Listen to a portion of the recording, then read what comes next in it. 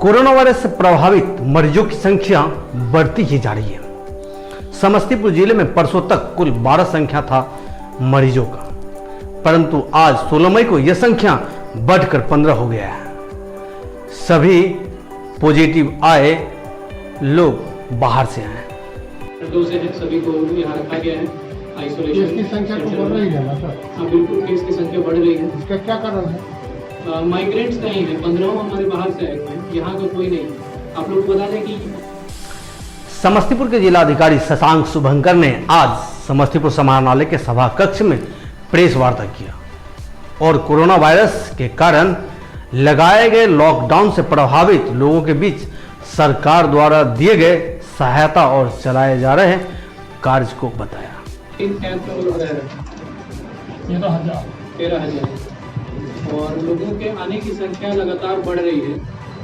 अब per day पहले 600-700 लोग आ रहे थे, अब वो संख्या 1000 क्रॉस कर गई।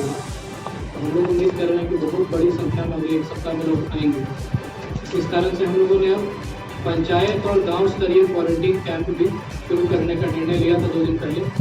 उसके लिए सभी तैयारी की गई थी। आज सभी पंचायतों के मुख्य लोगों के साथ भी बैठक की गई है इसी के माध्यम से, और उनको भी उसमें सहयोग करने के लिए अपील किया गया है कि हर पंचायत लेवल पर और गांव लेवल पर हम लोग तैयार रखें क्वारंटीन सेंटर, जहां जैसे ही लोग आए उनको भेजा जा सके। दूसरा जो व्यवस्था करने के लिए कहा गया है कि प्रखंड स्तर पर ही लोगों को बांटने की व्यवस्था हो, ताकि जब यहाँ से लोग जाते हैं तो प्रखंड के उस सेंटर पर भेजे जाएंगे।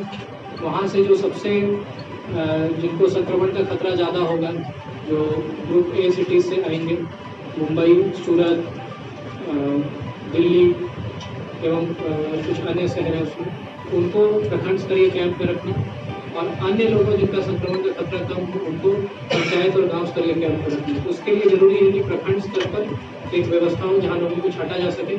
वहाँ पे 2-2 बस रखने का भी निर्देश दिया गया है। अभी तक सिर्फ जिला में बस रखी गई थी, अब कहा गया कि हर प्रखंड अपने पास 2 बस और एक छोटी गाड़ी रखे ताकि लोगों को वहाँ से ले आया जा सके। उसी तरह अब जो पंचायतों में लोग घुस जाते हैं ट्रक के माध्यम से या पैदल आके घुस जा रहे हैं, बॉर्डर पे चेक किया जाता है तो पहले ही उतर जाते हैं और खेत होते हुए चले जाते हैं। उसके बाद जो लोग हम लोग को इन्फॉर्म करते हैं, तो उसके लिए भी उन बसों और गाड़ियों का प्रयोग हो जो वहाँ से ले आ करके प्रशासन की मदद से क्वारंटीन कैंप में शिफ्ट किया जाएगा।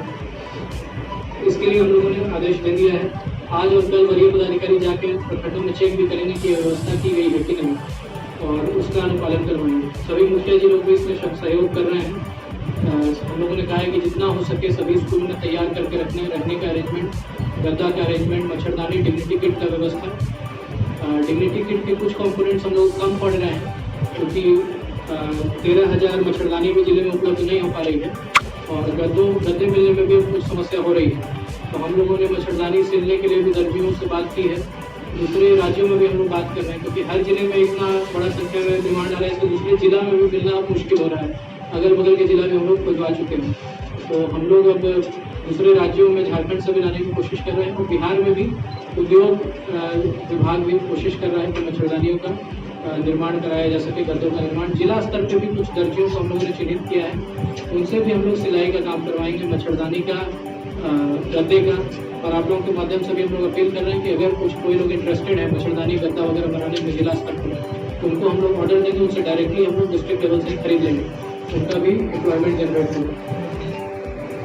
इसके अलावा प्रति परिवार मुखिया जी लोगों को कहा गया है 4 मास्क और 1 साबुन का वितरण करने। बिहार सरकार ने पंचम वित्त की राशि से इसको अलाउ किया है, तो इसके लिए भी जो अरेंजमेंट है, या तो जीविका की दीदी है उसको सप्लाई, उद्योग का अगर कोई सेंटर है तो उससे ले सकते हैं, और मुखिया जी लोग लोकल लेवल पे दर्जियों को यूज करके उसको बनवा सकते हैं। प्रति मास्क 20 रुपये का रेट है, 20 रुपये के रेट में उनको प्रति मास्क का मेहनताना दिया जाएगा, और जो कपड़ा का चार्ज होगा और सिलाई का भी चार्ज होगा।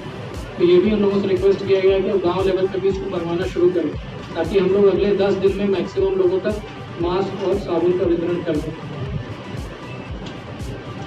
और इसके अलावा मुखिया जी लोगों ने भी कुछ समस्याएं बताई हैं जिनका निराकरण ऑलरेडी चल रहा था, जैसे कहीं चापाकल या शौचालय की समस्या बताई थी, तो पीएचडी इसमें लगा हुआ है। हम लोगों ने उनको अपना स्पीड तेज करने के लिए कहा है, क्योंकि सेक्टर्स बहुत ज़्यादा है तो PhD का भी कैपेसिटी है, लेकिन उसमें भी हम लोगों ने कहा है कि किसी तरह उसको काम में तेजी लाएं। कुछ लोग कह रहे थे कि जहाँ पानी गिरता है वहाँ पानी इकट्ठा होता है, सोख्ता बनवाने की आवश्यकता है।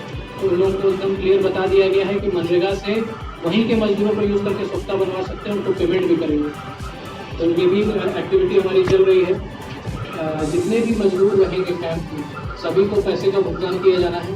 अगर ट्रेन से आए हैं तो रेलवे टिकट का भाड़ा प्लस 500 रुपये जोड़ करके अधिकतम 1500, मिनिमम 1000 उनको दिया जाना है। अगर बस से आए हैं तो सीधे 1000 का भुगतान उनको किया जाना है। तो इसके लिए हम लोग अकाउंट नंबर उनका डिटेल कलेक्ट करा रहे हैं और पोर्टल पर एंट्री करा रहे हैं। इसमें ये भी है कि अगर कोई बहुत ज़्यादा हंगामा करता है, बेवजह हंगामा करता है, कई कैंपों में 1-2 लोग हैं जो भड़काने की थोड़ी कोशिश कर रहे हैं, कहीं ऐसा सूचना मिल रहा है, तो उन लोगों का कोई सहायता राशि का भुगतान नहीं किया जाएगा अगर वीडियो सी थाना प्रभारी ऐसा रिपोर्ट करता है, जिनके कारण अगर किसी आदमी के कारण क्वारंटीन का नियमों का उल्लंघन होता है तो उनको हम लोग भुगतान से वंचित रख सकते हैं। इसका भी निर्देश दे दिया गया है। सबका अकाउंट एंट्री का काम हम लोग करवा रहे हैं। राशन कार्ड हमारी जिला में 7,63,000 थे। सभी के लिए के पेमेंट के लिए हम लोगों ने उनका अकाउंट नंबर और आधार डिटेल दिया था। इसमें से 5,53,000 का पेमेंट तो पहली बार में हो गया। 2,10,000 लोगों का पेमेंट रिजेक्ट हो गया था, क्योंकि उनका जो नाम था और आधार नंबर और अकाउंट नंबर तीनों में मैचिंग नहीं हो रहा था।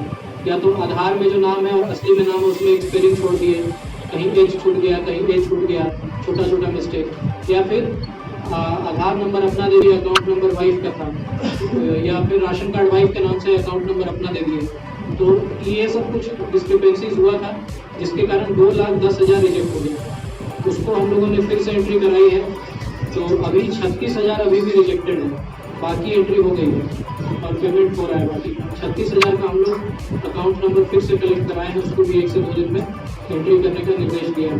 ये भी हम लोग योजना स्तर पर कर रहे हैं। इसके अलावा एक और बड़ा डेवलपमेंट है जो सरकार ने ऑर्डर दिया है कि ग्रामीण क्षेत्रों को शहरी क्षेत्रों में कन्वर्ट करने के लिए, तो जो नगर परिषद है उनको नगर निगम में कन्वर्ट किया जा सकता है, जो नगर पंचायत है उनको नगर परिषद में, और जो प्रखंड हेडक्वार्टर है या फिर कोई ऐसा मार्केट एरिया है जहाँ ज़्यादा पॉपुलेशन है उसको नगर पंचायत में कन्वर्ट किया जा सकता है। इससे फ़ायदा ये है कि जैसे ही वो नगर में कन्वर्ट होता है तो रिसोर्सेज काफ़ी ज़्यादा बढ़ जाते हैं, क्योंकि उनका साफ सफाई का, सैनिटेशन का रिसोर्स, स्ट्रीट लाइट का रिसोर्स, तो रिसोर्स काफ़ी ज़्यादा आता है, या फिर उसके ब्यूटिफिकेशन का, पार्क बनाने का, तो रिसोर्सेज काफ़ी बढ़ जाएंगे। वो एजेंसी रख के भी करवा सकते हैं। इसके लिए जो पहले रिक्वायरमेंट था कि 2 लाख से ज़्यादा पॉपुलेशन होना चाहिए और 75% से ज़्यादा लोग गैर कृषि कार्य में इंगेज होने चाहिए, तो वो नगर निगम बनता था। दूसरा था 40,000 से 2 लाख तक पॉपुलेशन होगा और 75% से ज़्यादा लोग गैर कृषि कार्य में होंगे तो वो नगर परिषद बनता था। और 12,000 से 40,000 पॉपुलेशन हो और 75% से ज़्यादा लोग गैर कृषि कार्य में हो तो वो नगर पंचायत बनता है।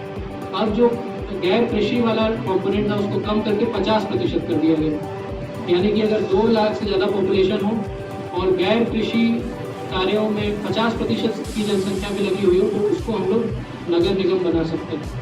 उसी तरह 40,000 से 2 लाख पॉपुलेशन हो और 50% जनसंख्या ही गैर कृषि कार्य में लगी हो तो नगर परिषद बना सकते हैं।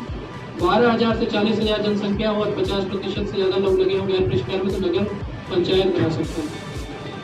तो ये इससे हम लोग उम्मीद करते हैं कि बड़ी संख्या में नगर पंचायत बनेंगे, क्योंकि जो लिमिटेशन था वो पहले वो पॉपुलेशन का नहीं था, गैर कृषि कार्य वाला ही था, क्योंकि पॉपुलेशन तो है इतना हमारे पास।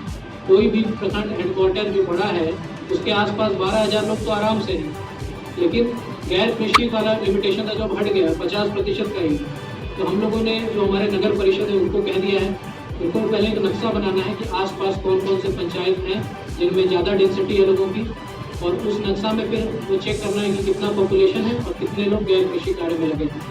तो नगर परिषद समस्तीपुर और रोसड़ा और दलसिंहसराय नगर पंचायत ये अपना बना रहे हैं। उसके अलावा कुछ ब्लॉक हेडक्वार्टर्स हैं, जैसे ताजपुर हो गया, पूसा हो गया, सराय रंजन है, कटोरी है, और भी अन्य होंगे। आज लोगों ने सभी उठा दिया, आप लोगों से भी सजेशन आएगा तो अच्छा है, जिनको हम लोग नगर पंचायत बना सकते हैं। तो ये हम लोग युद्ध स्तर पे करेंगे। 4-5 दिनों का टाइम है जिसमें हम लोगों को प्रपोजल भेज देना है। फॉर्मेट सभी को हम लोगों ने भेज दिया है।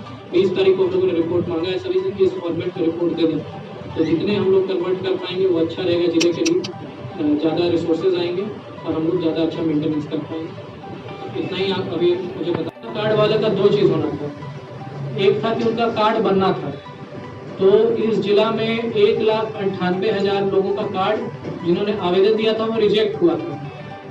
उनका हम लोगों ने पुनर्समीक्षा करके कार्ड बनाना फिर से शुरू किया था। 30,000 कार्ड वो बन गया है आज के डेट में।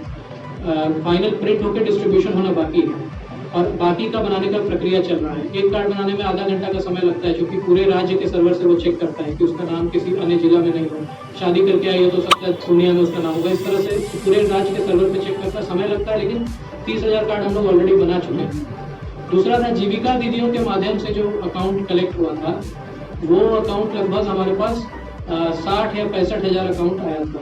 उन लोगों का सभी का भुगतान कर दिया गया है। कुछ लोगों का छूटा होगा तो उनका भी रिवाइज करके भुगतान कराया जा रहा है, लेकिन उसमें फेलियर नहीं हुआ है डेटा फेलियर, क्योंकि वो एंट्री करते समय चेक कर ले रहा था कि अकाउंट का नाम मिसमैच है कि नहीं, उसी समय एरर दिखा दे रहा था, तो उसी समय हम लोग सुधारते जा रहे थे। उनका भुगतान हुआ है।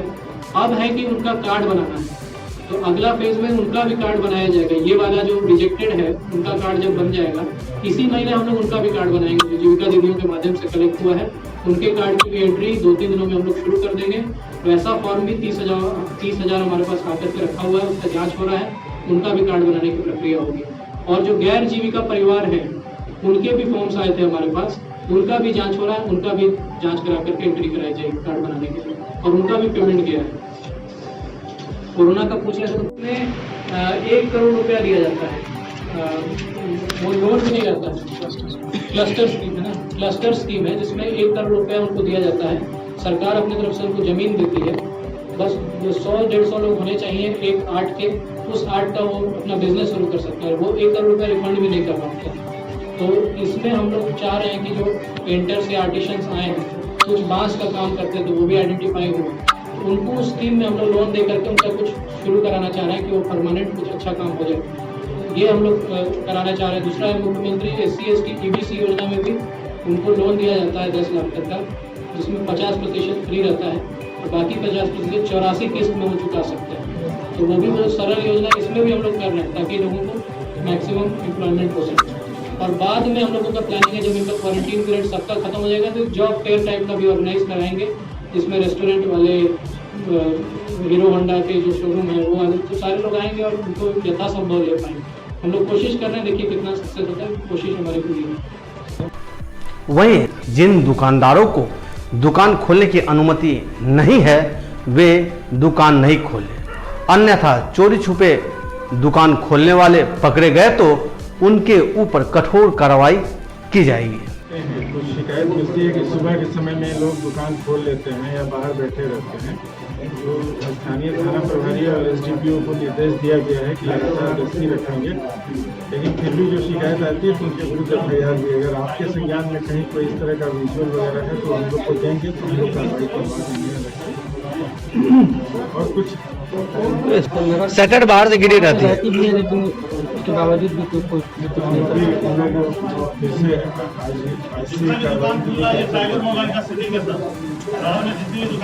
सर मथुरापुर के एक टाइगर मोबाइल है मकसूद, उस पूरा मथुरापुर अभी भी सर अभी मेरे साथ चलिए, देखिए कि सारा दुकान खुला हुआ है, कपड़ा दुकान, किताब दुकान सब खुलवाता है। अपडेट दुकान है जिसको ओपन किया जाए। देखिए इलेक्ट्रॉनिक्स की दुकान खोल रही है, कपड़े की दुकान तो नहीं खोली गई है, और हार्डवेयर कुछ है जो अलाउ किया गया है। समस्तीपुर के जिलाधिकारी शशांक शुभंकर ने मांस, मछली, मुर्गा और सब्जी बेचने वालों से आम जन को सतर्क रहने के लिए कहा। यहाँ नहीं हो इसके लिए हम लोगों ने रैंडम सैंपलिंग भी करवाया है, सब्जी वालों का, मीट वालों का, फल वालों का, क्योंकि अगर सब समाज में बढ़ता है तो सबसे पहले ये संक्रमित होता है, क्योंकि इनसे कई लोग कांटेक्ट में रहते हैं। तो इन लोगों का नेगेटिव आया है, तो हम लोग ये कह सकते हैं कि इन लोगों में अभी नहीं फैला है, यानी कि सोसाइटी एट लार्ज में कोरोना नहीं है।